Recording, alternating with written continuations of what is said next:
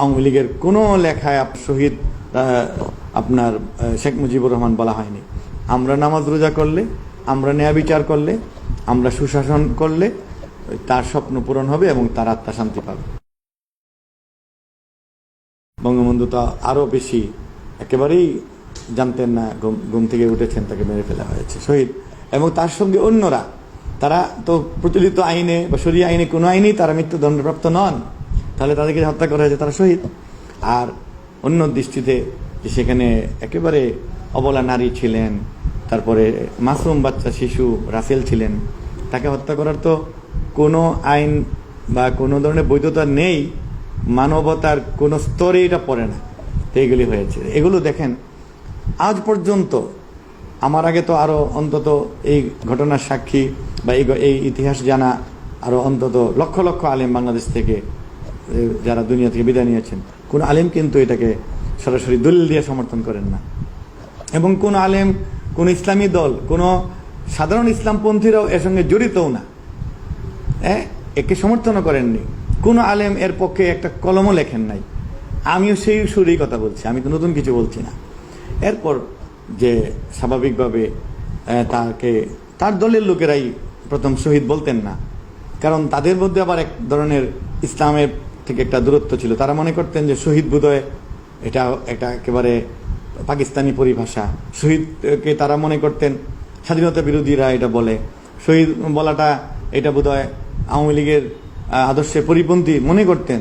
সেই জন্য আপনি দেখবেন যে ৭৫-এর ১৫ আগস্টের এই নির্মম নিষ্ঠুর ঘটনার পর কেউ কিন্তু আওয়ামী লীগের কোনো লেখায় আপনার শহীদ আপনার শেখ মুজিবুর রহমান বলা হয়নি, এবং শাহাদত বার্ষিকী বলা হতো না। এই গত ১৫-১৬ বছর আগের থেকে শাহাদত বার্ষিকী বলা হচ্ছে, আগে মৃত্যুবার্ষিকী তারাই বলতো। তো এই জন্য আমরা মনে করি উপলব্ধি তাদের হয়েছে।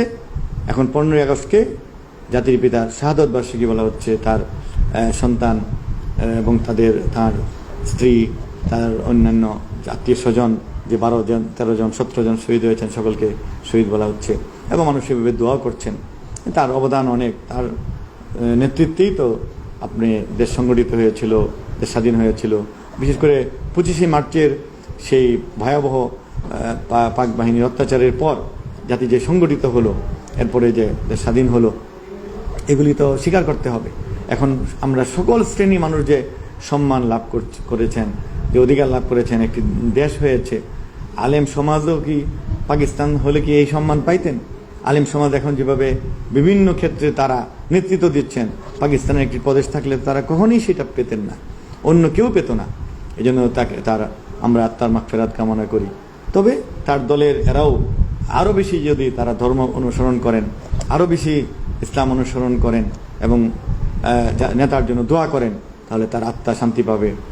এবং ধর্মীয় যে রীতিনীতিতেই তাকে তার দোয়া, মোনাজাত এবং আপনি কোরআন খানি, তারপরে তার আদর্শের যে মানে সংস্কার প্রয়োজন হলে করা, এভাবে যদি অগ্রসর হই, এখন আর তাকে দেওয়ার মতো আমাদের কিছু নেই।